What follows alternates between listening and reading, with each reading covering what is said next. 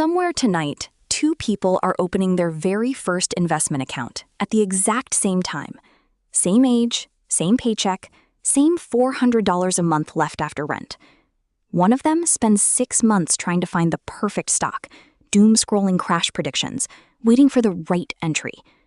The other buys the most boring fund on the planet, sets up an automatic transfer, and basically forgets the app exists.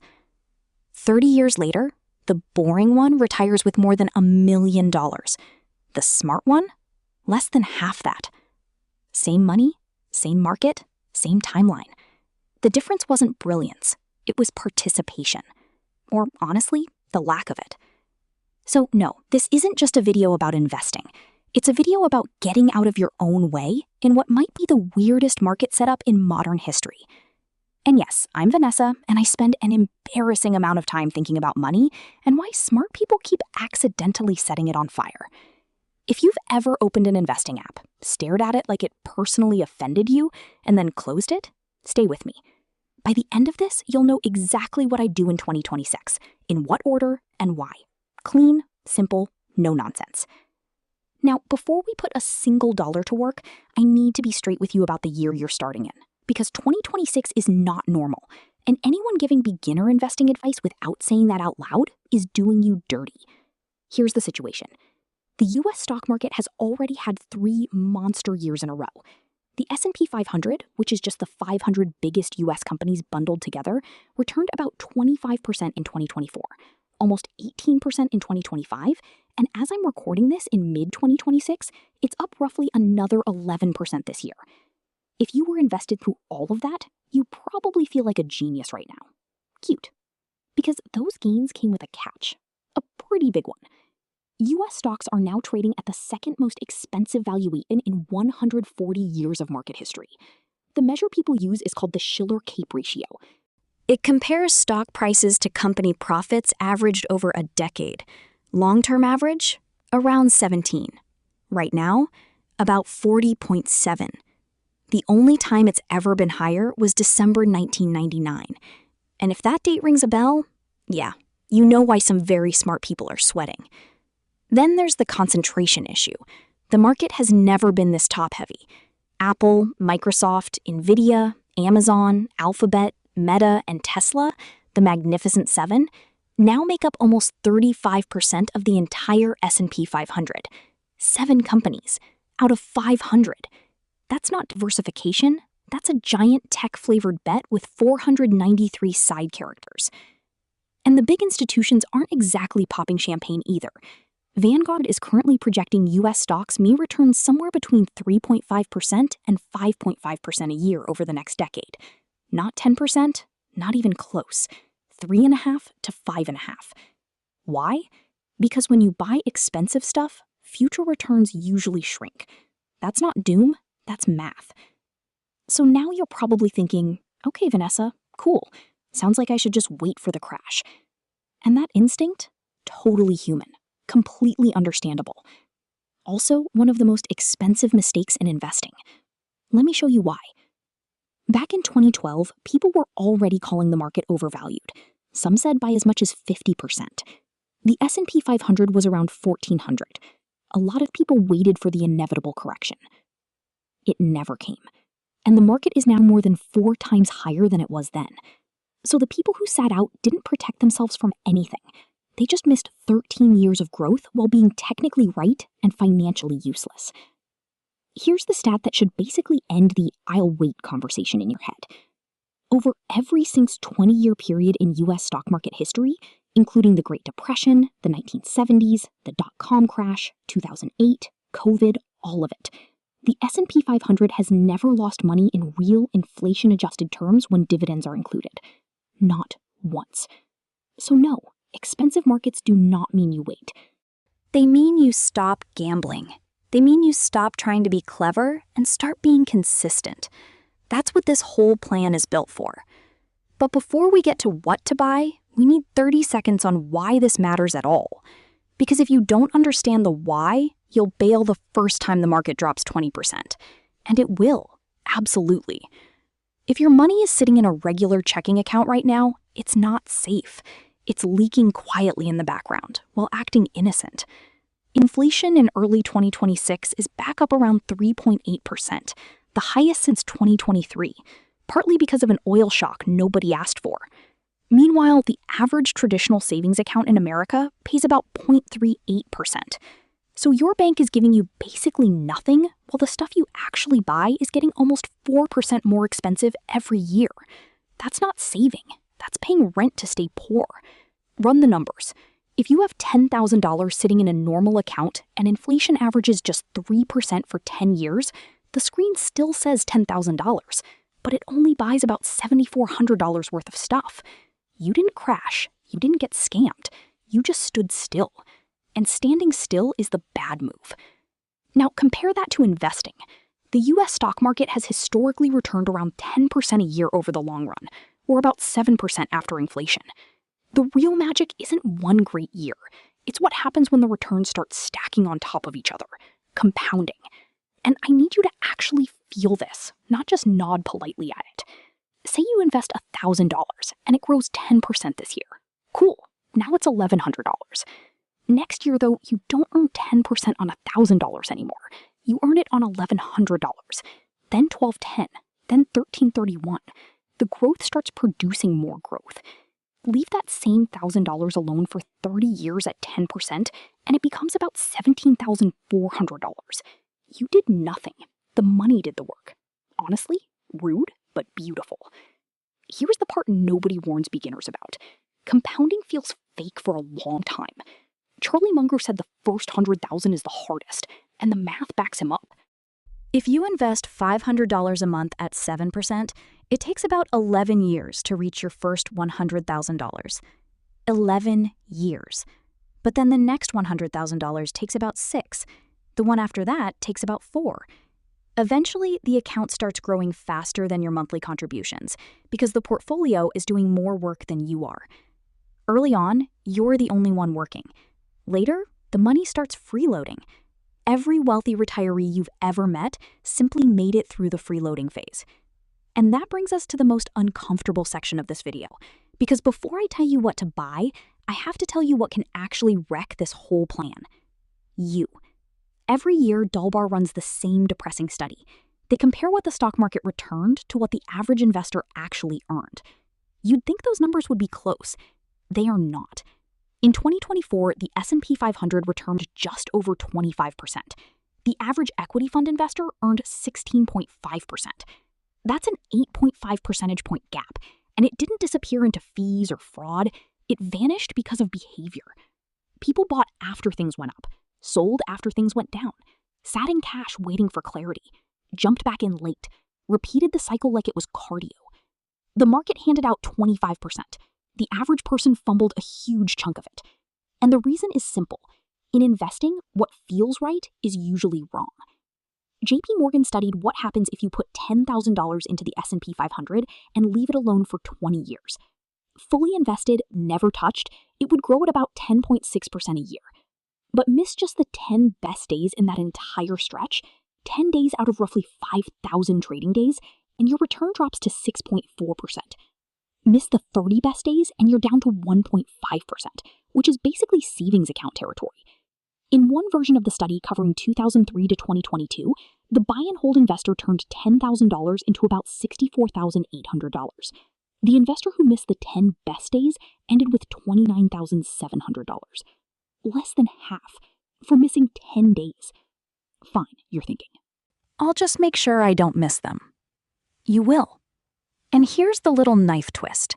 7 of the 10 best days in that study happened within 15 days of the 10 worst days. The best days and worst days are neighbors. Same street, same block, same week sometimes. So the exact moment that feels smart, panicking, selling, stepping aside, is often the moment you're about to miss the rebound that actually matters. The market takes its biggest toll from people fleeing the scene.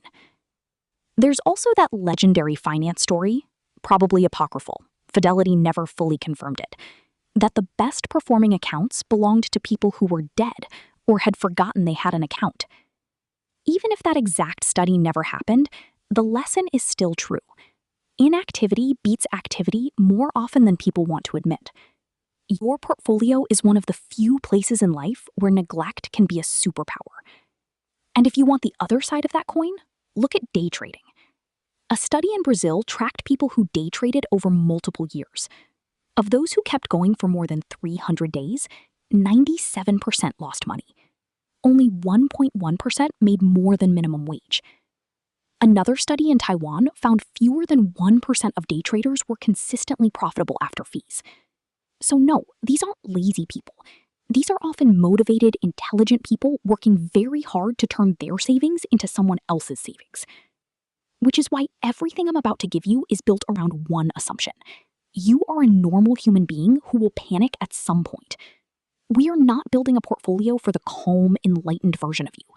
We're building one the 2 a.m. version of you can't easily wreck. And step one has nothing to do with stocks. If I were starting from zero in 2026, before I bought a single share of anything, I would do two unglamorous things. And I know you want to skip this part. Everybody wants to skip this part. The people who skip it are the same people liquidating their investments in a panic 2 years later because their car decided to become expensive. So stay with me. First, high interest debt. If you're carrying a credit card balance, I have excellent news, which is a weird sentence to say to someone in debt. The average credit card in America right now charges between 21% and 24% interest. Americans are sitting on about $1.25 trillion of this stuff.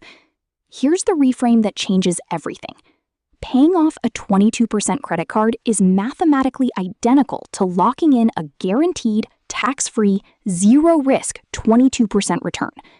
Let that sit for a second. Warren Buffett has averaged around 20% a year over his career. Vanguard thinks the stock market may do 5% for the next decade. And you may be carrying a balance that gives you a guaranteed 22%. There is no fund, no stock, no crypto, no real estate deal that reliably beats paying off that card. None. So every dollar of high-interest debt gets crushed before serious investing begins. My rough cutoff? Anything above about 7% interest, kill it first. Below 5%, like some older car loans or student loans, you can invest alongside it. Between 5% and 7%, honestly, that's a judgment call. Do what lets you sleep. Second, the emergency fund.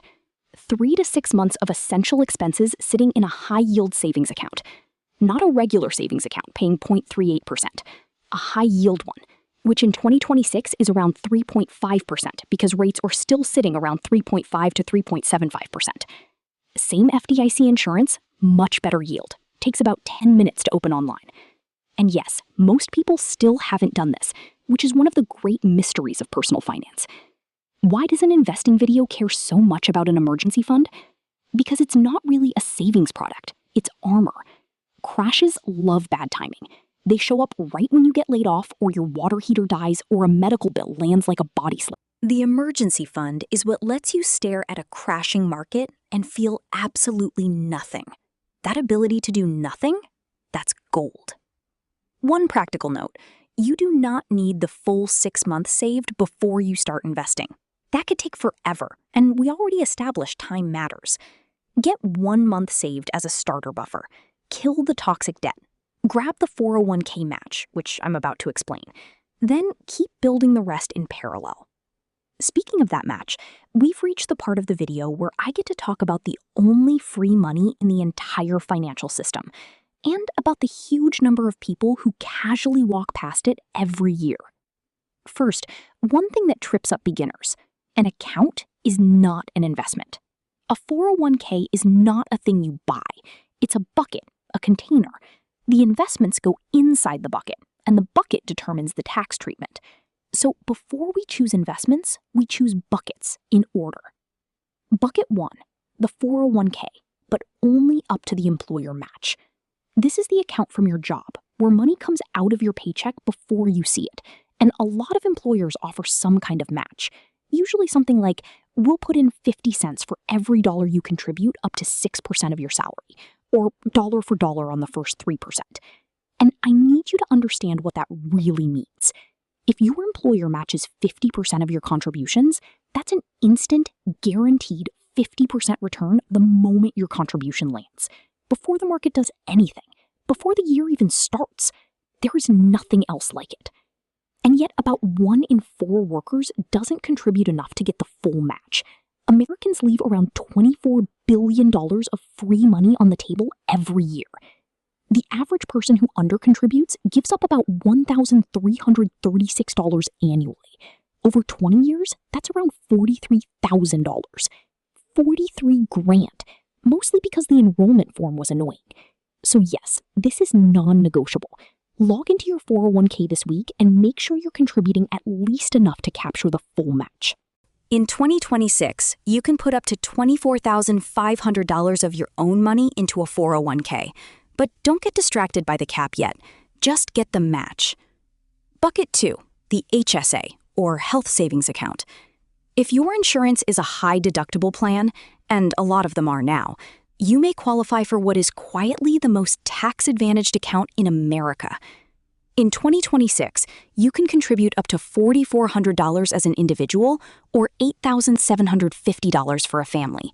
And the money gets the Holy Trinity treatment: tax-free in, tax-free growth, tax-free out for medical expenses. That's not good. That's suspiciously good. Most people use HSAs wrong. They treat them like spending accounts. Big mistake. A better move? Treat it like a stealth retirement account. Many providers let you invest the balance in index funds. So you pay small medical bills out of pocket, save the receipts, let the account grow for decades, and then after age 65, you can withdraw it for anything. At that point, it basically works like a regular retirement account, except you also have a folder full of receipts you can reimburse yourself for tax-free whenever you want. The IRS really did just lose. Bucket 3, the Roth IRA. You open this yourself online at a brokerage. Takes about as long as ordering lunch. In 2026, you can contribute up to $7,500 a year if you're under the income phase-out, which starts at $153,000 for a single filer. The Roth deal is simple. You pay tax now, the money grows for years, and then every penny comes out tax-free in retirement, including the growth. That part matters. Think about what that means if you're 25. You put in $7,500 of already taxed money today. 40 years later, it might be worth $110,000 or more. The government gets zero of that growth. You paid tax on the seed and kept the whole tree. That's why the Roth is especially powerful when you're young. You're usually in one of the lowest tax brackets of your life right now, so paying tax today in exchange for decades of tax-free compounding is a very lopsided trade in your favor. Bonus: your direct contributions, meaning the money you put in, not the gains, can be withdrawn anytime without penalty. So it's actually more flexible than people think. Quick side note, because you'll hear these terms thrown around. Traditional accounts are the opposite. Tax break now, taxes later in retirement. A rough rule of thumb: lower income, early career, Roth usually wins. Higher income, peak earning years, traditional starts to look better. If you're under 30 and not making 6 figures, Roth and move on with your life. Bucket 4, the 401k beyond the match, if your income allows it, working toward the $24,500 cap. Bucket 5, the taxable brokerage account. No special tax break, no contribution limit, no rules. Your money is never locked up. And if you hold investments for more than a year, long-term capital gains rates apply, which in 2026 are literally 0% if your taxable income is under $49,450 of a single filer, and 15% for most people above that. So the full order of operations looks like this. 1, 401k up to the match, because free money is free money. 2, destroy debt above 7%. 3, finish the emergency fund at 3 to 6 months. 4, max the HSA if you're eligible. 5, max the Roth IRA. 6, keep filling the 401k. 7, taxable brokerage for anything left. That order alone puts you ahead of most investors in America, and we still haven't picked a single investment. Which, fine, let's fix that. And the answer is going to feel almost offensively simple after everything Wall Street has tried to sell you. First, what I would not do: pick individual stocks. Not because it's risky in some vague hand-wavy way, because the actual math is ugly. A finance professor named Hendrik Bessenbinder analyzed every US stock since 1926. Every company, the entire modern market history. And the result should be printed on every brokerage app home screen. 4 out of every 7 stocks, meaning the majority, returned less over their lifetime than 1-month treasury bills. Less than the most boring government IOU in existence. The majority of stocks ever were not worth buying. So where did all the market's wealth come from? A tiny minority. Just 86 companies out of tens of thousands created half of all the wealth the stock market has ever produced. The top 4% of companies account for basically all of it. The other 96% combined roughly matched treasury bills. So stock picking is not really finding good companies. It's trying to find the tiny handful of monsters hiding inside a pile where most of the pile is secretly underperforming cash. Miss the winners, and statistically you will, and your little 10-stock portfolio can quietly lag behind doing absolutely nothing. Okay, so maybe you're thinking, fine, I'll just pay a professional, someone with a Bloomberg terminal and a fancy watch and a Patagonia vest. Cute. Because that's where it gets embarrassing for the entire active management industry. S&P runs a scorecard called SPIVA that tracks professional fund managers against a simple index. In 2025, one of the worst years for active managers in the scorecard's history, 79% of US large-cap fund managers underperformed the S&P 500. Over any 15-year period, more than 90% of them lose to the index. Over 20 years, about 92%. And the few who do beat it, they almost never keep doing it. Winning fund managers don't stay winners reliably enough to make the game worth playing. So the people with the terminals, the research teams, and the giant bonus checks lose to a list. Not a clever list, an alphabetical by market cap list. Which brings us to the hero of the whole video, the index fund. Instead of trying to find the needle, you buy the haystack. One share of a total market index fund makes you part owner of every major company in America, Apple, Nvidia, and also the next winner that hasn't become famous yet. You cannot miss the 4% of companies that create the wealth because you always own them. You won't beat the market. You won't lose to it either. You just get the market return, which quietly beats most professionals over a full investing lifetime. Mediocrity, it turns out, is elite. Now let me give you actual names, because beginners deserve tickers, not vibes. VTI, Vanguard's total US stock market fund, costs 0.03% a year. VOO, the S&P 500 fund, also 0.03%. FXAIX, Fidelity's S&P 500 fund, is 0.015%. And Fidelity's FZROX is a total market fund that costs 0.00%. Free. Zero. Nada. Meanwhile, the average actively managed fund charges around 1%, and plenty charge more. And I know what some of you are thinking. Vanessa, 1% is nothing. Oh, it is something. Take $100,000, growing at 7% for 30 years. At a 0.03% fee, you end with about $761,000. At a 1% fee, same money, same market, same 30 years, you end with about $574,000. That tiny little fee quietly ate about $187,000. Not to a crash, not to a bad stock, to a line item you probably never even looked at. Fees are the only thing in investing that compound against you with absolute certainty, which is exactly why the industry prints them in tiny font. Now, one more option, and it's the one I genuinely recommend if you want to think about this for basically 0 additional minutes: the Target Date Index Fund. You buy one fund with your retirement year in the name, Target Retirement 2065, for example, and it does everything: US stocks, international stocks, bonds, automatic rebalancing, and it gets more conservative over time. It is the entire rest of this video in one purchase, for about 0.08% a year at Vanguard or Schwab. One trap, though, because of course there's a trap. At Fidelity, the Freedom Index target date funds cost 0.12%, but the almost identical Freedom funds, no index, are actively managed and can charge up to 0.65%. Same company, Same-ish name, 5 times the price. Read the label. Now that you know the buckets and the weapon of choice, let's build the actual portfolio. And 2026 changes the answer a little bit. Because remember the setup. U.S. stocks are expensive, and 7 companies make up a giant chunk of the index. That doesn't mean don't invest. It means the recipe matters more. The classic setup is the 3-fund portfolio, beloved by the extremely frugal internet crowd called the Bogleheads, named after Jack Bogle, the man who invented the index fund and didn't try to become a cult leader about it.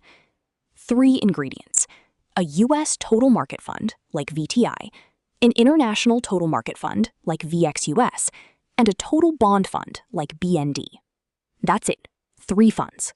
The entire investable world. Tiny cost. Let's talk international, because for years it was the ingredient everyone made fun of. U.S. stocks absolutely crushed international for a long stretch, so people acted like owning the rest of the world was some kind of hobby. But in 2025, international stocks beat U.S. stocks for the first time in nearly 15 years, and they didn't just edge them out. Over the trailing year, VXUS returned around 31%, roughly double the S&P 500. And looking forward, Vanguard expects U.S. stocks to return 3.5% to 5.5% annually over the next decade, while international comes in at 4.9% to 6.9%. Why? Because the rest of the world isn't priced like it's the main character in December 1999. Now, I am not telling you to dump everything into international. That would be the exact kind of performance chasing this whole video is trying to stop. Warren Buffett himself has said he wants his estate to be 90% S&P 500. Reasonable people disagree here. But holding something like 30% of your stocks internationally means you're not making one giant bet that 7 U.S. tech companies stay perfect forever. In a market this top-heavy, diversification isn't a personality trait. It's a seatbelt. Then there are bonds. Bonds are basically loans to governments and corporations that pay you steady interest. For most of your adult life, they were kind of a joke because they paid almost nothing. That era is over. With rates where they are in 2026, bonds actually pay real money again, which means the boring stabilizer finally earns its spot. How much should you hold? That's less about intelligence and more about your nervous system. If you're in your 20s or 30s and have decades ahead, anywhere from 0% bonds to 10% bonds is fine. A 90-10 stock-to-bond split is a perfectly normal starting point. The real test is this. If a 30% drop would make you sell everything, you need more bonds than the spreadsheet says. The best portfolio isn't the one with the highest theoretical return, it's the one you'll actually hold when the market gets ugly. So if you want a dead simple 2026 starter portfolio for someone young, I'd go roughly 60% US total market, 30% international, 10% bonds. Or, and I really mean this, just buy the target date fund and let it do the whole thing for you. There is zero shame in one fund. The shame is owning 14 ETFs and not being able to explain a single one of them. Now let's make this practical, because opening a brokerage account stops people for months, and it probably shouldn't take more than one lunch break. Where? Fidelity, Schwab, or Vanguard. Any of the 3. 0 commission trades, no account minimums, fractional shares. Meaning if a fund trades at $600 a share, you can still buy $50 worth. The differences between them are about as dramatic as the differences between 3 brands of bottled water. Fidelity is probably the smoothest app for beginners. Vanguard invented the philosophy, but their app feels like it was designed before modern phones existed. Pick one. Open the Roth IRA, link your bank, done. Now, 2 questions beginners obsess over, and the data has answered both. Question 1. I have a lump sum. Should I invest it all at once or spread it out? Vanguard studied this over decades of market history. Investing the full amount right away beats easing in slowly about 68% of the time, mostly because markets go up more often than down, and money sitting idle misses that. So the math says lump sum. But, and this is me being honest instead of just optimal, if putting your entire savings in on a Tuesday and watching it drop 8% by Friday would absolutely scramble your brain and make you quit, then spread it out over a few months. A slightly worse plan that you'll actually stick to beats a perfect plan you abandon. Math is undefeated on paper. You still have to live in your head. Question 2. When do I buy? Wrong question. The answer is every payday, automatically, forever. Set up an automatic transfer and automatic investment the day after your paycheck lands, and you've basically institutionalized dollar cost averaging. When prices are high, your money buys fewer shares. When prices crash, it buys more. Your emotions are not invited. Automation is how you protect the plan from the person most likely to sabotage it. And yes, that person is you, with love. The best investors of our generation aren't geniuses. They're just people whose transfers cleared on the 1st and 15th no matter what the news was doing. Then, once a year, birthday, New Year's, whatever, spend 20 minutes rebalancing. If your target was 60-30-10 and a hot year turned it into 70-22-8, you nudge it back. That quietly forces you to sell what got expensive and buy what got cheap. That's the whole maintenance plan. 20 minutes a year. Honestly, people spend more time managing fantasy football. And this is where I need to protect you, because once you start doing this right, an entire industry will pop out of the bushes to help you do it wrong. So let me make this real with one simple example. Meet Sarah.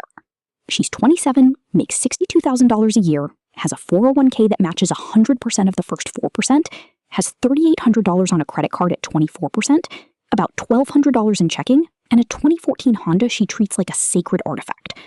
Until this morning, her financial strategy was basically don't look. Month 1, Sarah does 3 things. First, she sets her 401k contribution to 4%, which is about $207 a month, and her employer matches it with another $207. That match alone is $2,480 a year of free money she was previously leaving on the table. Second, she opens a high-yield savings account paying 4.4% and moves her $1,200 into it as a starter buffer. Third, every extra dollar she can find, say $450 a month after some budget surgery, goes straight at the credit card.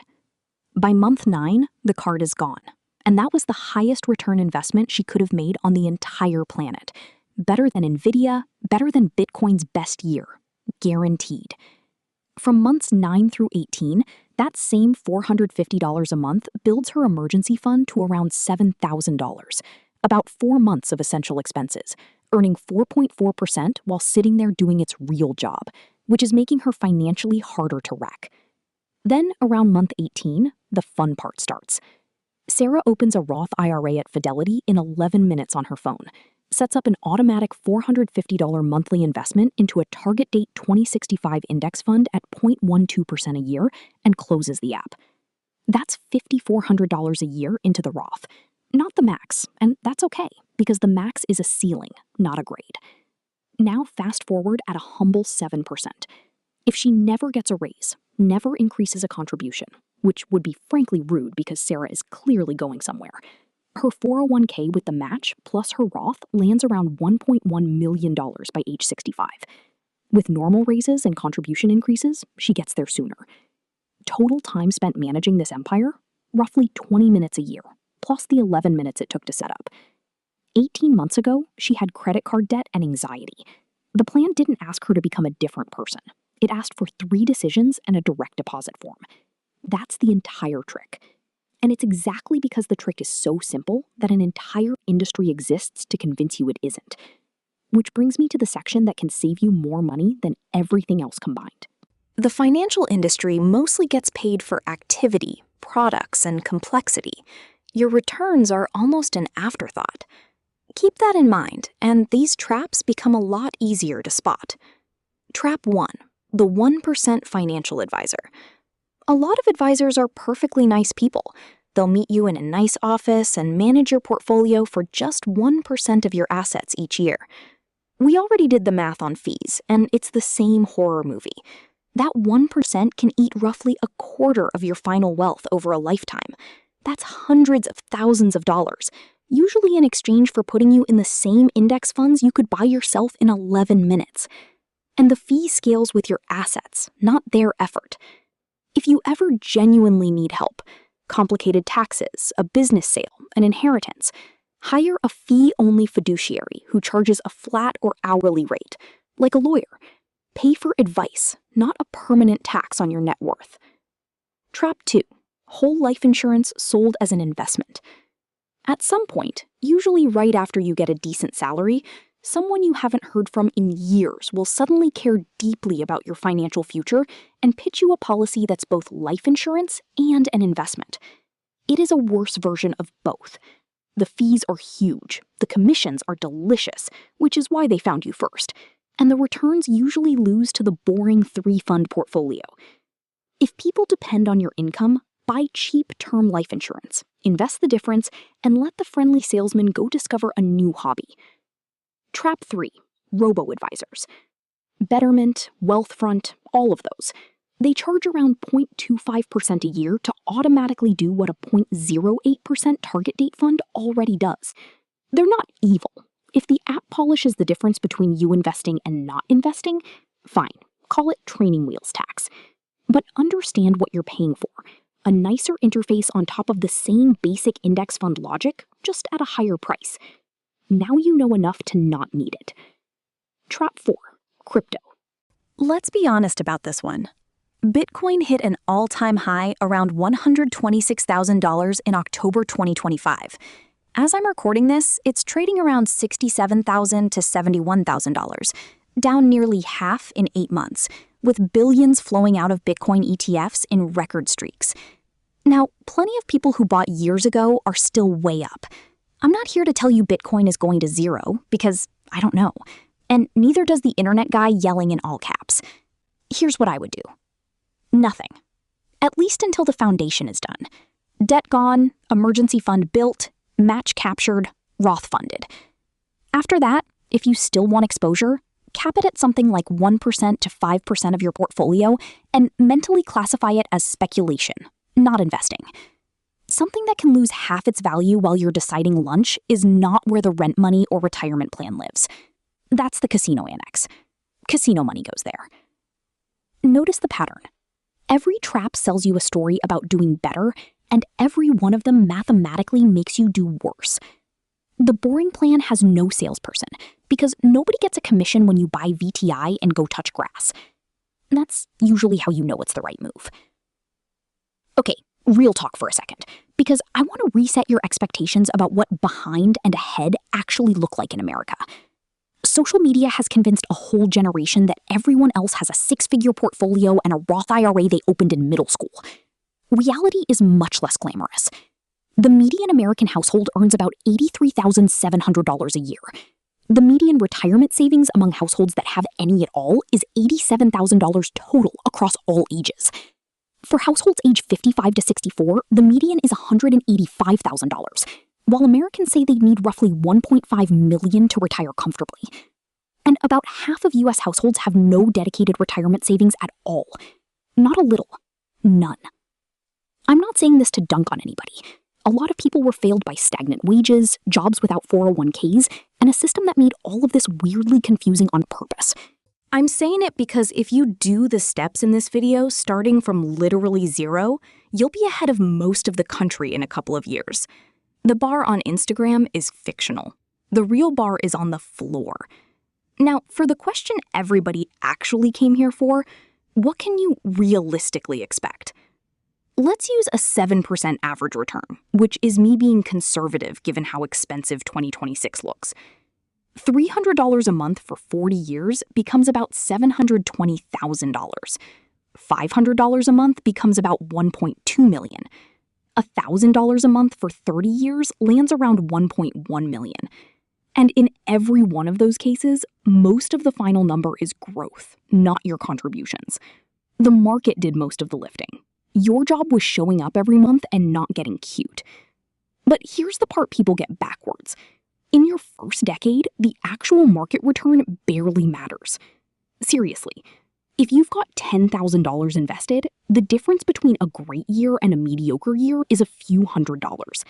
That's less than one decent overtime shift or one canceled subscription bundle. Early on, what matters is your savings rate, how much you're putting in. A beginner obsessing over whether a fund returns an extra 0.5% while saving $200 a month is like polishing the paint on a car with no engine. Get the contributions up first. Returns matter more later, when the portfolio is big enough to make them matter. And if all you can do right now is $50 a month, that is not a failure. $50 a month at 7% over 40 years is still about $120,000. But more importantly, the person who automates $50 today is the person who can automate $500 later when life gets a little better. You're not just building a balance, you're building the reflex. One last thing, because this is probably the most important section in the entire video. At some point, maybe next year, maybe in 5, you will open your app and see your portfolio down 30%. Given where valuations sit in 2026, maybe more. That is not a risk. That is a scheduled event with an unknown date. Historically, the market drops 10% about every other year, 20% or more every several years, and still ends up rewarding people who stay in through the mess. The crash is not the system breaking. The crash is the system. It's the entry fee. It's why stocks pay more than savings accounts. So here's the protocol, and I want you to decide this now while you're calm, because you will not be calm later. When the crash comes, you do nothing. The automatic transfer keeps running. Every paycheck buys shares cheaper than before. You do not check the app every day. You do not let red numbers boss you around. You do not watch a parade of internet strangers explain why this time is different. They said that in 2008, in 2020, in 2022, and every time different still looked like the same old pattern: new highs and a bunch of regretful sellers. Remember the one thing from earlier. The best days in the market live next door to the worst days. The people who get crushed in crashes are usually not the ones who held. They're the ones who left and missed the recovery. So write this down somewhere if you need to. When it crashes, I do nothing on purpose. Future you at 2 a.m. scrolling headlines with sweaty hands needs that sentence from Calm You. It might be the highest paid line you ever write. So that's the playbook. If I were starting from my first dollar in 2026, I'd do this: match, debt, emergency fund, HSA, Roth, index funds, automate, ignore. No genius required. No perfect timing. No secret handshake. Just a sequence of boring decisions compounding quietly while everybody else chases whatever's loud this quarter. And look, I get why that's hard to trust. We're starting in the second most expensive market in 140 years, with forecasts calling for a mediocre decade and 7 companies propping up a third of the index. Starting now feels reckless. But here's the final reframe. The people who built wealth in the stock market did not start in safe years. There weren't any. There was 2012 with everyone screaming overvalued. There was 2020. There was every year, each with its own very convincing reason to wait. For a century, the market has been moving money from people who waited for certainty to people who acted without it. You're not going to outsmart this market. But after today, you also don't need to. You just need to outsit everybody else. Quick reminder, I'm not a financial advisor, and this isn't financial advice. It's education, and your choices are your own. If this saved you from a 1% advisor, an emotional sell, or a life insurance pitch at a family barbecue, send it to one person who's been about to start investing since 2019. And if you want more honest money math, subscribe. I'll see you in the next one.